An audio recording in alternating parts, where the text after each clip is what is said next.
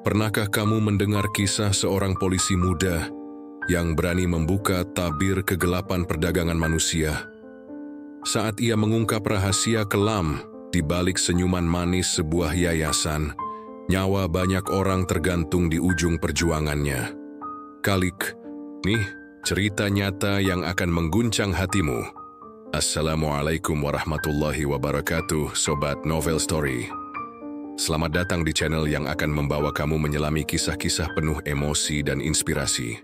Jangan lupa klik tombol subscribe dan aktifkan loncengnya, supaya kamu nggak ketinggalan cerita-cerita menarik setiap hari. Jangan lupa sholawat untuk baginda Nabi Muhammad SAW. Tuliskan asal kotamu di kolom komentar ya. Kami ingin tahu dari mana Sobat Novel Story semua hadir, supaya kita makin dekat dalam setiap cerita. Jakarta, Desember 2024. Hujan mengguyur tipis atap gedung Bareskrim Polri ketika AKP Arga Fadilah, 35 tahun, menatap map merah kusam yang baru saja dilempar ke atas mejanya. Tangannya masih menggenggam sisa kopi pagi, sementara matanya mengunci dua kata di pojok kiri atas berkas. TKI non-prosedural, Banyuwangi. Awalnya Arga mengira ini hanya kasus harian rutin membosankan. Tapi ada yang janggal kali ini. Jasad korban datang dari Kamboja dalam kondisi mengenaskan. Tanpa ginjal, dibungkus plastik, dan hanya ditemani surat jalan dari lembaga yang resmi terdaftar di kementerian. Bereskan seadanya, jangan bikin gaduh, kata wakil direktur sambil berlalu waktu itu. Tapi Arga bukan tipe perwira yang menutup mata karena tekanan birokrasi. Di halaman ketiga berkas, ada salinan paspor milik almarhumah, Naila Fauziah, 22 tahun, warga Genteng, Banyuwangi. Ia diberangkatkan melalui Yayasan Tenaga Kerja Abdi Nusa Mandiri Foundation. Nama yang asing, tapi terlampau rapi dalam catatan negara. Arga merapatkan jaket dinasnya.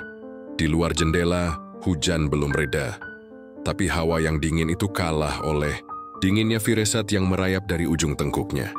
Fauziah, kamu bukan sekadar angka statistik. Dan aku janji, aku akan telusuri siapa yang kirim kamu pulang dalam kantong mayat.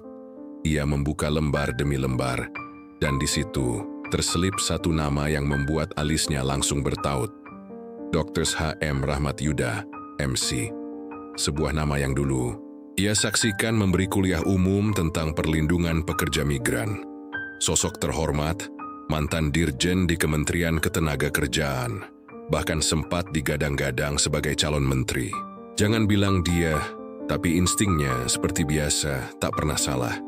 Dan malam itu AKP Arga tahu, ia baru saja menyentuh kulit luar dari luka besar yang disembunyikan Republik ini. Keesokan harinya, AKP Arga Fadilah tiba lebih awal dari biasanya. Matahari belum terbit penuh, namun ruang Subdit Ray sudah diterangi cahaya putih yang dingin dari lampu neon. Ia tidak menunggu instruksi. Ia tahu, kasus ini tidak bisa ditangani setengah hati, dan tidak semua orang boleh tahu. Ia memulai dari yang paling dasar, Yayasan Abdi Nusa Mandiri. Di atas kertas, yayasan itu terdaftar sebagai lembaga pelatihan dan penyaluran tenaga kerja luar negeri dengan reputasi baik, lengkap dengan legalitas, laporan pajak, dan sertifikat ISO. Bahkan dalam 3 tahun terakhir, yayasan ini masuk daftar mitra strategis Kementerian Ketenagakerjaan. Tapi semua itu terasa terlalu sempurna, terlalu rapi. Ini bukan lembaga penyalur tenaga kerja biasa, gumamnya. Ia mengetik nama yayasan itu ke dalam sistem intelijen internal, menyaring data berdasarkan kasus serupa. Matanya membelalak saat menemukan 7 nama korban TKI dari Kamboja. Semuanya diberangkatkan oleh yayasan yang sama, semuanya pulang dalam keadaan meninggal. Dan yang membuat darahnya naik, semua kasus ditutup sebagai kematian wajar. Sore harinya, Arga meluncur diam-diam ke alamat yayasan di Bilangan Jagakarsa, Jakarta Selatan. Dari luar, bangunan itu tampak biasa saja. Plang yayasan, papan misi visi, bahkan spanduk bertuliskan program kerja legal ke luar negeri tanpa dipungut biaya. Tapi ada yang aneh, tidak ada aktivitas di dalam. Kantor tertutup rapat, gerbang berkarat. Namun satu hal menarik perhatian. CCTV aktif. Dengan teknik penyamaran yang telah ia kuasai bertahun-tahun, Arga mengamati dari kejauhan. Beberapa menit, kemudian sebuah mobil SUV hitam masuk tanpa membuka jendela. Lalu pintu belakang bangunan terbuka secara otomatis, pakai sistem pemindai. Bukan sembarangan yayasan, Arga memotret setiap detail, plat nomor, arah gerbang terbuka, logo kecil. Di sisi mobil yang samar-samar berbentuk perisai burung Garuda. Lalu ia kembali ke kantor, membawa bukti awal yang belum bisa ia pecahkan. Tapi cukup untuk membunyikan lonceng kecil di benaknya. Malamnya ia membuka file lama. Ia cari semua jejak digital tentang Dr. H.M. Rahmat Yuda, MC. Dan matanya tertahan. Di satu artikel tua tertanggal 2017, mantan Dirjen Ketenagakerjaan bangun yayasan sosial bagi pekerja migran, Abdi Nusa Mandiri diresmikan. Tangannya gemetar sesaat, napasnya berat. Yayasan ini, yayasan milik dia. Tak ada lagi ruang untuk ragu. Arga tahu ia akan berhadapan dengan kekuasaan yang sangat dalam, dengan akar yang menjulur ke segala penjuru birokrasi. Tapi ia juga tahu, kalau ia mundur sekarang jasad-jasad seperti Naila akan terus pulang dalam diam. Gedung Instalasi Forensik RS Bayangkara, tingkat Raden Said Sukanto, Kramat Jati, selalu menyisakan hawa dingin yang berbeda, bukan hanya karena AC yang disetel rendah, tapi karena tubuh-tubuh diam yang tak lagi bisa bicara, namun menyimpan cerita paling kelam tentang manusia. AKP Arga Fadilah berdiri kaku di depan lemari pendingin jenazah. Di dalamnya terbujur tubuh Naila Fauziah, lengkap dengan label plastik pengiriman dari Phnom Penh. Sudah 2 minggu jenazah ini ditahan untuk keperluan penyidikan. Hari ini, Arga datang untuk permintaan yang tak biasa. Otopsi ulang, saya butuh jawaban. Forensik awal terlalu bersih, terlalu cepat, katanya kepada Dr. Galuh. Kepala forensik yang dikenal teliti namun berhati-hati. Dr. Galuh mengangguk. Ia sudah mencium keanehan yang sama. Selama hampir 2 jam, Arga menyaksikan tubuh Naila dibedah ulang. Kali ini bukan hanya untuk mengetahui penyebab kematian, tapi untuk mencari jejak transaksi. Karena rumor di kalangan penyelidik adalah organ-organ korban bukan sekadar diambil, tapi diperjualbelikan dalam skala internasional. Dan benar saja, di sekitar sayatan ginjal ditemukan bekas operasi yang terlalu rapi untuk dilakukan secara darurat. Tidak ada trauma, tidak ada luka paksa. Bahkan tanda-tanda antiseptik yang digunakan menunjukkan level klinis tinggi. Bukan tindakan sembarangan. Ini bukan kerjaan penjahat pasar, ini kerjaan fasilitas medis, dan dilakukan dengan prosedur kedokteran resmi, ujar Dr. Galuh dengan suara rendah. Laporan itu dibawa Arga ke markas, langsung ke tangan Kompol Ferry Wijaya, atasannya di Subdit. Tapi saat membaca laporan itu, Ferry tak menunjukkan ketertarikan. Dia hanya menjawab singkat, "Arga, saya tahu kamu semangat. Tapi hati-hati, beberapa hal lebih baik tidak dibuka. Apalagi kalau yang main orang besar." Arga terdiam, bukan karena takut, tapi karena kini ia tahu betapa dalam lumpur yang sedang ia pijak. Malam harinya, di ruang kerjanya yang sepi, Arga membuka kembali foto-foto jenazah para korban yang lain. Ia buat perbandingan luka, metode sayatan, bahkan zat kimia yang ditemukan di tubuh korban. Semua mengarah pada satu pola yang sama. Dan ketika ia menyusun semua data itu dalam sebuah grafik digital, satu nama muncul kembali di pusat jaringannya. Abdi Nusa Mandiri Foundation, Ketua Pembina, Dr. H.M. Rahmat Yuda, MS. Itu ia mulai mengontak unit intelijen khusus BIN, bagian kecil dari jaringan yang dulu pernah membantunya dalam kasus penyelundupan narkoba lintas batas. Lewat jalur aman, ia meminta bantuan untuk profiling internal si pejabat. Dan hasil awalnya mengejutkan. Rahmat Yuda tercatat memiliki 3 properti di luar negeri, salah satunya klinik medis swasta di Phnom Penh. Klinik itu, apakah tempat eksekusi, organ? Tak ada jawaban pasti. Tapi malam itu Arga tak bisa tidur. Ia tahu kasus ini bukan lagi soal satu korban, tapi soal sistem busuk yang tumbuh dari akar kekuasaan. Sinar matahari pagi tampak biasa di gedung pelatihan tenaga kerja Abdi Nusa Mandiri Foundation yang berdiri tenang di kawasan Jagakarsa.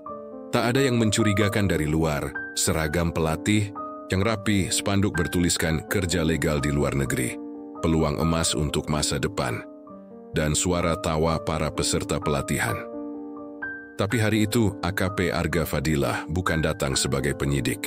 Yoya mengenakan pakaian semi-formal, menyamar sebagai Pak Rizky Prasetya, seorang pengusaha kecil yang ingin membuka kerjasama pengiriman tenaga kerja Indonesia ke proyek restoran di Malaysia dan Thailand. Tujuan saya sederhana, Pak.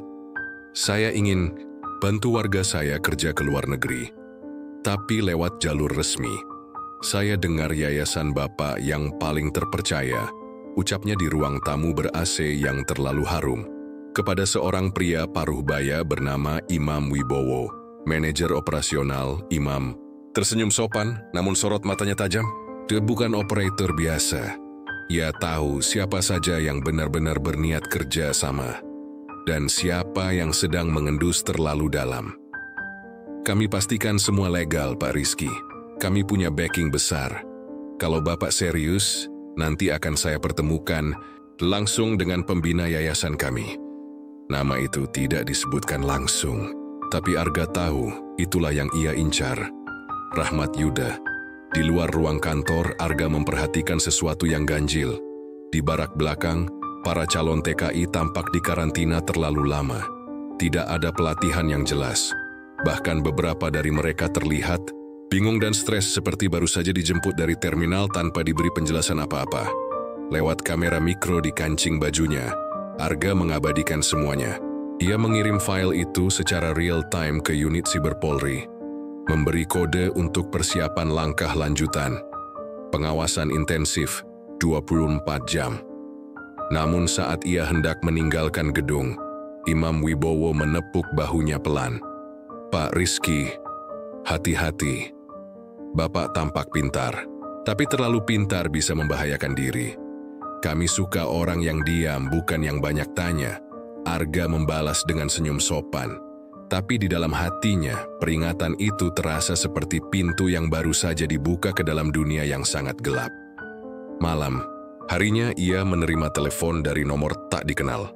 Kalau kamu masih sayang keluargamu, jangan main-main dengan hal yang kamu tidak mengerti, Arga. Namanya disebut, penyamarannya sudah terbongkar. Artinya, mereka mulai membalas, dan inilah titik di mana konflik sesungguhnya dimulai. Arga bukan lagi sekadar penyidik. Ia kini target. Malam itu, AKP Arga Fadilah tak langsung pulang ke rumah. Ia berhenti di rest area tol Jagorawi, menenangkan pikirannya yang mulai dihantam gelombang kecemasan. Telepon gelap tadi siang menandakan satu hal yang tak bisa disangkal. Penyamaran terbongkar. Kalau kamu masih sayang keluargamu. Kata-kata itu bergema di kepalanya. Arga memejamkan mata. Dalam pikirannya, terlintas wajah ibunya yang sudah sepuh di Cirebon, dan istrinya, Dinda, yang sedang hamil 7 bulan. Ia tahu, saat ini bukan hanya nyawanya yang dipertaruhkan, tapi keluarganya. Sesampainya di rumah dinas, ia mendapati sesuatu yang membuat darahnya membeku. Pagar rumah terbuka. Di depan pintu, seekor kucing mati tergantung dengan kawat di lehernya, dan secarik kertas tertempel di kaca depan. Berhenti, atau gantian istrimu yang pulang dalam kantong mayat. Arga tak berkata apa-apa. Ia tak menghubungi polisi. Ia tak ingin penyelidik lain terseret sebelum waktunya. Ia hanya mengunci rumah, menyalakan seluruh CCTV, dan malam itu tidur dengan pistol di samping bantal. Keesokan paginya, ia langsung menemui Kompol Ferry Wijaya, atasannya. Namun respons yang ia dapat mengejutkannya. Arga, kasus ini diambil alih pusat. Kita cukupkan sampai sini, ujar Ferry, tanpa menatap mata Arga. Maksudnya apa, Pak? Kita baru mulai. Saya punya bukti, data CCTV, hasil forensik ulang. Saya bilang cukup. Ini perintah langsung. Kamu mulai melewati batas. Arga diam. Bukan karena takut, tapi karena ia tahu permainan ini jauh lebih besar dari yang ia duga. Bahkan atasannya sendiri mungkin sudah ditekan, tapi Arga tidak menyerah. Diam-diam, ia menemui AKBP Andien Lestari, seniornya di divisi Propam yang dikenal berani dan berdiri di luar lingkaran kekuasaan. Saya butuh saluran untuk masuk ke Baintelkam atau Interpol. Kasus ini melibatkan jaringan luar negeri, dan saya curiga ada klinik pemotongan organ di Phnom Penh. Andien menatapnya dalam-dalam. Kamu sadar, kamu sedang sentuh lingkaran elit? Yang kamu lawan bukan penjahat pasar, nggak? Ini mantan pejabat tinggi, alumni Lemhanas, teman sekolahan menteri, dan kamu cuma AKP. Tapi aku punya hati, Mbak. Dan aku nggak bisa lihat mayat kayak Naila terus-menerus datang ke kita, kayak barang gagal kirim. Andien menghela napas panjang, lalu menjawab pelan. Baik, tapi kamu nggak boleh sendiri lagi. Di hari yang sama, Arga mulai menyusun tim kecil bayangan, terdiri dari Ibda Yusuf, ahli digital forensik Bribda Tania, penyusup lapangan berpengalaman Sertu, Demar tentara aktif yang dulu pernah bersamanya saat membongkar kasus penyelundupan lintas batas operasi ini, tak lagi masuk dalam struktur resmi, tapi satu hal pasti, perang sudah dimulai. Dan kali ini, mereka tak hanya berhadapan dengan yayasan palsu, tapi dengan seseorang yang pernah duduk di puncak kekuasaan dan tahu betul cara bermain di balik bayang-bayang hukum. Pagi itu, Jakarta masih berkabut saat AKP Arga Fadilah menerima pesan terenkripsi dari Ibda Yusuf. Target tertangkap di Bandara Soeta, WNI asal Jember, overstay 7 bulan di Phnom Penh, terindikasi korban selamat. Arga langsung meluncur ke safe house di wilayah Ciracas tempat si korban ditahan untuk pengamanan. Di dalam ruangan kecil, duduk seorang perempuan muda. Wajahnya pucat, tubuhnya kurus dan matanya kosong. Seperti telah melihat sesuatu yang seharusnya tak pernah dilihat manusia. Namanya Ninis Astuti, 24 tahun. Berangkat sebagai TKI legal ke restoran Thailand, tapi dibelokkan ke Kamboja. Sejak mendarat, ia tidak pernah bekerja sesuai perjanjian. Kiu disekap di lantai bawah tanah gedung bekas pabrik tekstil. Dijaga bersenjata, dan hanya diberi makan sekali sehari. Ia tidak dipekerjakan, ia disiapkan. Saya kira buat kerja, tapi kami disuntik, diperiksa. Sampai satu malam, saya lihat teman saya diseret pakai ranjang roda. Besoknya dia nggak pernah kembali. Tangis Ninis pecah, dan Arga tahu, ini bukan lagi sekadar sindikat perdagangan orang. Ini adalah industri perdagangan organ hidup. Bribda Tania masuk dengan map besar. Kita dapat lokasi baru, Pak. Rumah singgah di Tangerang, pintu belakang jaringan. Saya menyamar sebagai calon TKW tadi pagi dan dikasih jadwal pemeriksaan kesehatan 2 hari ke depan. Mereka pakai kode screening organ. Bagus. Kita jebak di sana, tapi pelan, jangan gegabah. Malam itu, tim bayangan mulai menyusun operasi terbatas, operasi umrah, yang berarti bayangan gelap. Arga tahu satu kesalahan saja bisa membuat yayasan kabur total. Dan yang paling parah, bisa membuat Rahmat Yuda menghilang dari peta. Di sisi lain, Imam Wibowo, manajer operasional yayasan, tiba-tiba menghilang dari pantauan. Ponselnya tak aktif. Rumahnya kosong, mobil dinasnya ditinggalkan di parkiran Bandara Halim. Dia sudah dibersihkan atau diamankan, gumam Arga. Dari hasil pelacakan Ibda Yusuf, ada sinyal GPS dari pesawat pribadi yang take off dari Halim ke Penang, Malaysia. Nama pemilik pesawat? PT Mitra Harmoni Asia, perusahaan logistik yang dikendalikan oleh yayasan dan direktur de facto-nya. Rahmat Yudat Arga mulai mencatat garis waktu pergerakan musuhnya. Kamboja, Penang, Jakarta, Banyuwangi. Semua membentuk segitiga kematian, sementara itu Kompol Ferry, atasan Arga, tiba-tiba mendadak cuti. Isunya karena alasan keluarga. Tapi Arga mendapat informasi bahwa ia baru saja menghadiri pertemuan tertutup dengan 2 anggota DPR dan 1 mantan pejabat kementerian. Satu persatu mulai menghilang dari posisinya. Mereka bersiap atau mereka takut. Arga menatap wajah Ninis yang kini tertidur karena kelelahan. Kamu mungkin selamat, Nis. Tapi tugas kami belum selesai. Di sebuah kawasan perumahan kumuh di Tangerang Selatan, sebuah rumah tua berdiri, sepi di antara deretan bangunan modern. Dari luar, rumah itu tampak biasa saja, namun di dalamnya tersembunyi rahasia yang mengerikan. Tim bayangan AKP Arga Fadila sudah mengintai selama beberapa hari, menunggu momen yang tepat untuk bergerak. Lewat kamera tersembunyi dan penyamaran Bribda Tania, mereka mengumpulkan bukti-bukti keberadaan bunker medis ilegal tempat para korban screening organ dijebak. Malam itu, operasi dijalankan. Bribda Tania, berpakaian sebagai calon TKI, memasuki rumah dengan jantung berdegup kencang. Ia mengikuti instruksi dari operator lewat headset kecil. Di ruang bawah tanah, terdengar suara mesin dan percakapan dalam bahasa asing. Tak lama kemudian, pintu rahasia terbuka. Sebuah lorong sempit dan gelap menuju ruang yang dipenuhi alat-alat kedokteran lengkap, dengan meja operasi dan botol-botol obat-obatan. Ini bukan tempat pelatihan tenaga kerja, bisik Tania melalui radio. Ini pabrik kematian. Di sudut ruangan, terdengar rintihan lemah.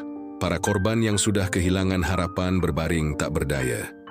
Tim Arga memasuki rumah secara bersamaan. Dengan senjata terhunus dan perisai taktis, mereka menangkap para penjaga dan membebaskan korban. Di balik kegelapan itu, sebuah dokumen ditemukan. Kontrak pengiriman organ manusia bernilai miliaran rupiah yang ditandatangani oleh tangan-tangan anonim. Namun stempel resmi yayasan menempel kuat. Di tempat lain, di Jakarta, berita penggerebekan itu sudah sampai ke telinga Dr. H. Rahmat Yuda, MC, mereka sudah terlalu jauh, gumamnya dingin. Saatnya bermain. Rahmat menghubungi seorang pengacara dan beberapa kolega lama yang masih berkuasa. Langkah hukum dan politik mulai dijalankan untuk membungkam kasus ini. Di markas, Arga sadar bahwa perang ini belum selesai. Mereka punya uang, kekuasaan, dan pengaruh, tapi kita punya kebenaran dan korban yang harus diperjuangkan. Ia menatap tim kecilnya dengan tekad membara. Kita lanjutkan. Untuk Naila, untuk Ninis, dan semua yang tak bersuara. Jakarta, dini hari yang sunyi. Semua anggota tim Arga berkumpul di ruang operasi. Rencana penangkapan besar-besaran sudah disusun dengan cermat. Target utama, villa mewah di kawasan elit yang menjadi sarang rahasia. Dr. H. M. Rahmat Yuda, MC. Ini, judulnya, kata Arga dengan suara tegas, namun penuh ketegangan. Semua bergerak serentak. Tim khusus bersenjata lengkap menyusup masuk melalui gerbang samping, sementara unit lain mengamankan pintu utama. Di dalam villa, suasana mewah bercampur dengan ketegangan yang tak terlihat. Arga menunggu di ruang tengah, yang dipenuhi rak buku dan foto-foto penghargaan. Tak lama, pintu terbuka. Masuklah seorang pria berusia 60-an berwibawa, berpakaian jas rapi, namun wajahnya menunjukkan ketegangan. AKP Arga, aku sudah duga kau yang dibalik ini, ujar Rahmat dengan suara dingin. Momen itu seperti benturan dua dunia. Seorang polisi muda yang penuh idealisme melawan mantan pejabat tinggi, yang telah lama terbiasa bermain di balik layar kekuasaan. Penangkapan dilakukan tanpa perlawanan berarti. Namun saat borgol mengunci pergelangan tangan Rahmat, suasana berubah menjadi sunyi penuh makna. Di mata Arga, lelaki ini bukan sekadar tersangka, tapi simbol dari sistem busuk yang harus dirobohkan. Dalam penggeledahan, ditemukan dokumen rahasia, rencana ekspansi sindikat, daftar pembeli organ dari luar negeri, bahkan foto-foto korban yang belum pernah terungkap. Arga menyadari, ini bukan kasus kecil lagi. Ini jaringan internasional yang harus diberantas sampai ke akar.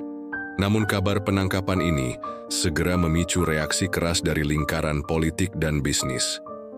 Telepon Arga berdering tanpa henti, sebagian berisi ancaman halus, sebagian lain berupa tawaran damai.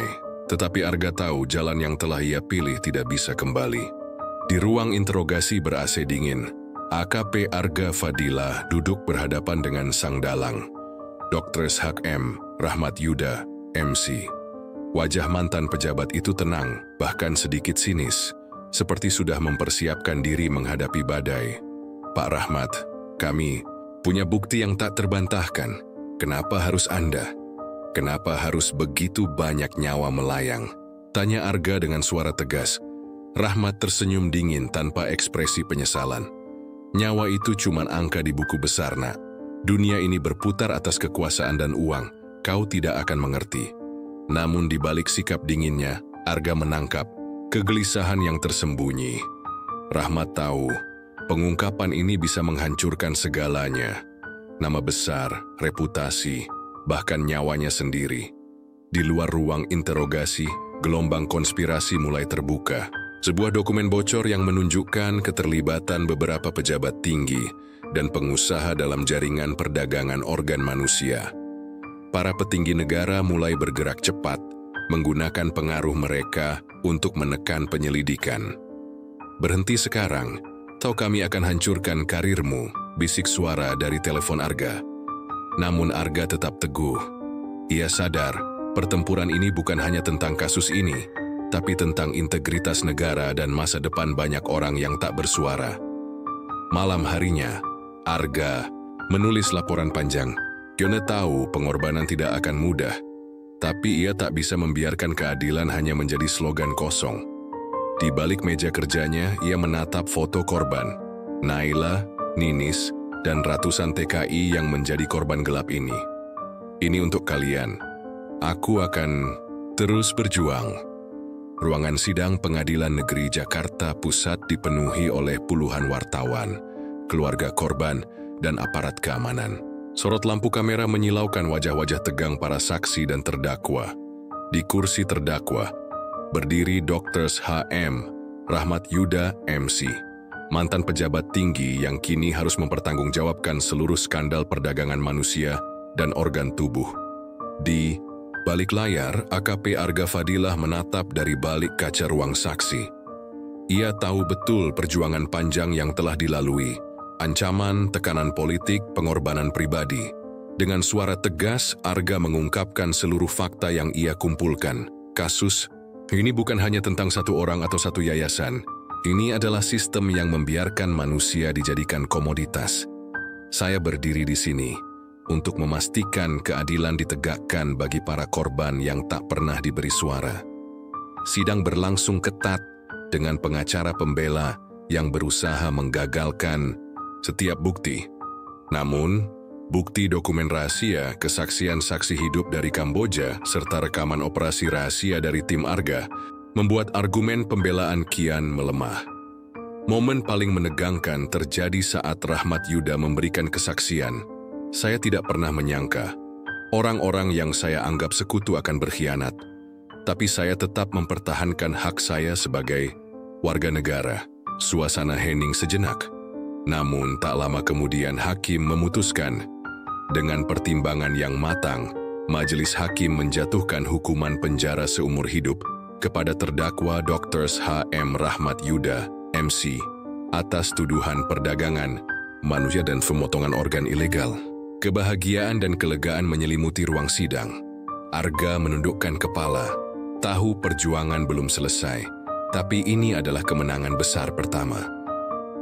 Di luar gedung, keluarga korban menangis bahagia, berharap akhir dari penderitaan panjang. Namun, Arga tahu, sistem korupsi dan jaringan kejahatan tak akan hilang hanya dengan satu vonis.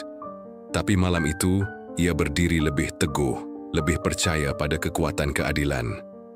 Ini hanya awal. Untuk Naila, Ninis, dan semua yang hilang, aku akan terus berjuang. Setelah vonis penjara seumur hidup dijatuhkan, atmosfer politik perlahan berubah.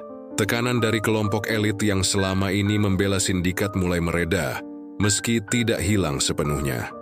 AKP Arga Fadilah kini mendapat apresiasi dari institusi dan masyarakat luas. Namun di balik itu, Ia menyadari bahwa kasus ini hanyalah ujung gunung es. Ini bukan kemenangan penuh, tapi batu loncatan, katanya pada tim kecilnya. Sistem yang memungkinkan semua ini masih ada. Arga mulai terlibat aktif dalam tim reformasi perlindungan TKI.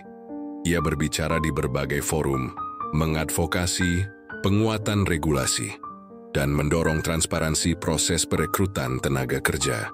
Namun ia juga merasakan beban yang berat. Banyak keluarga korban yang masih merasakan luka mendalam dan trauma sosial yang sulit disembuhkan.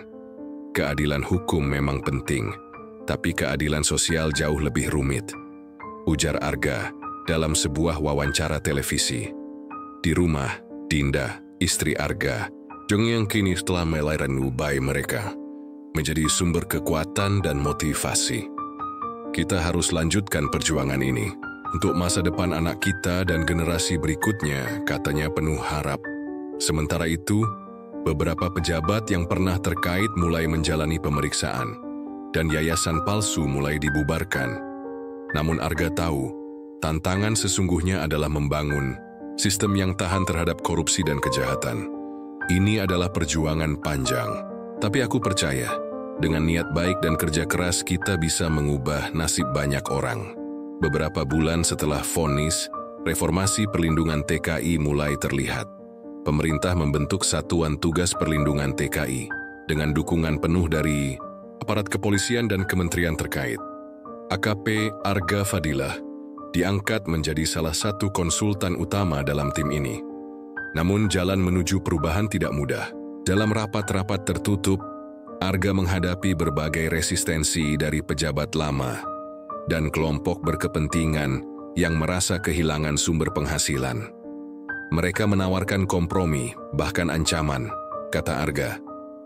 Tapi aku tahu, jika kita mundur, sekarang korban akan terus bertambah. Di lapangan, Arga mulai melihat hasil kerja kerasnya. Seorang wanita bernama Sari, mantan TKI yang berhasil lolos dari jaringan sindikat, kini menjadi aktivis yang membantu calon TKI memahami risiko dan hak mereka.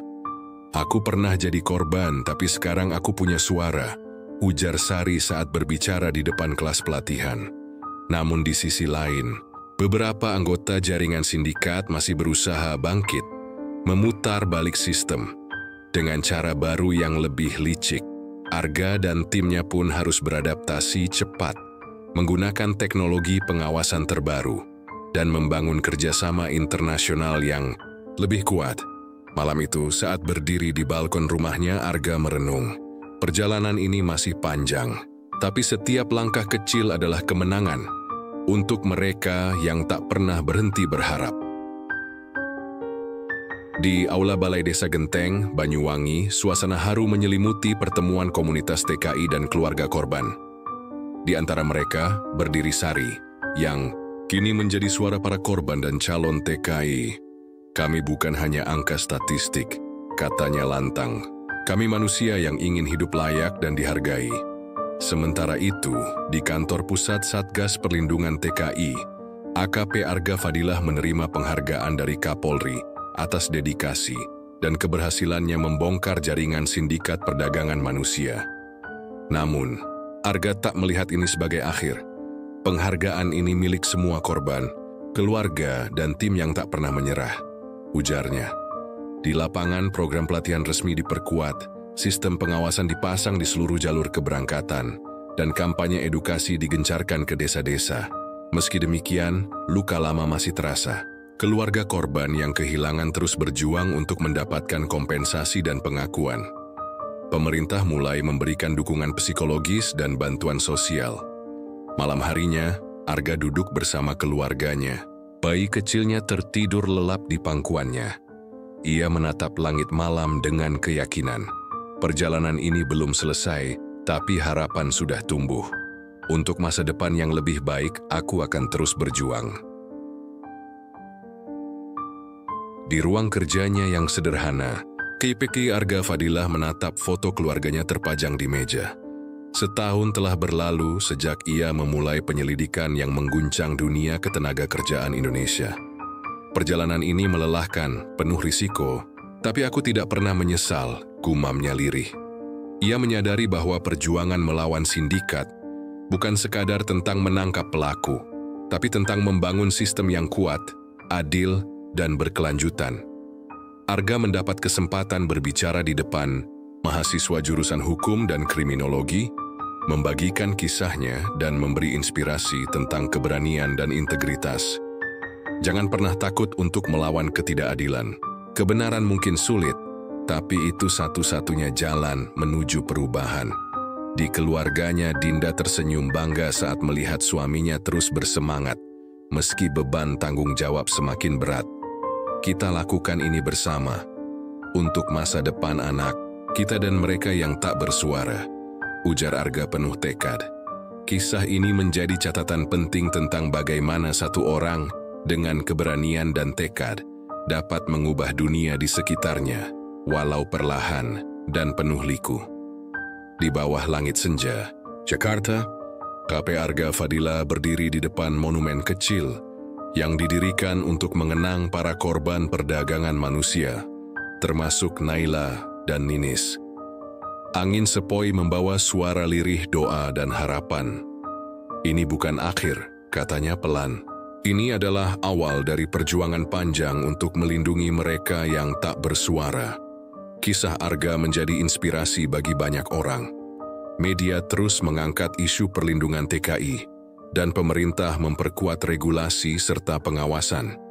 Yayasan-yayasan palsu dibubarkan, dan jaringan sindikat mulai tergerus.